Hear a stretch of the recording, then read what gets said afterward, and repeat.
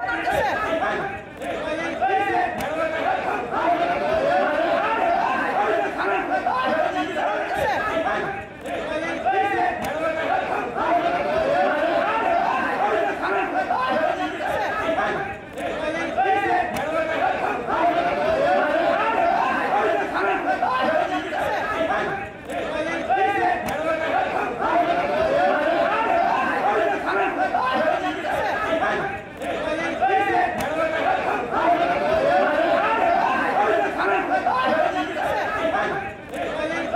এনসিপির যুগ্ম মুখ্য সংগঠক, আমি আতাউল্লাহ।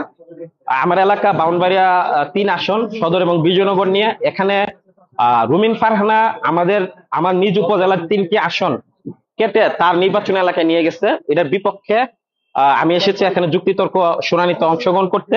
এখানে বিএনপি সহ রুমিন ফারহানারা তারা বক্তব্য দিয়েছে। যখন আমার পালা আসে, আমি যখন কথা বলবো, তখন রুমিন ফারহানা তেরে এসে হচ্ছে আমাকে ধাক্কা দিয়ে লাথি মেরে ফেলে দিয়েছে এবং তার সাথে নিয়ে আসা গুন্ডা পান্ডা যারা আসছিল তারা হচ্ছে আমার ফুটবলের মতন নিচে ফেলে লাথি পেটা করে। এখানে প্রধান নির্বাচন কমিশনার এবং অন্য নির্বাচন কমিশনার ছিল। আমি চাই যে বাংলাদেশে আপনার যারা জুলাই অভ্যুত্থানের নেতৃত্ব দিয়েছি, আমরা চাই যে একটা নিরাপদ বাংলাদেশ, প্রত্যেকটা নাগরিক এখানে কথা বলতে পারবে এবং তাদের যুক্তিতর্ক উত্থাপন করতে পারবে।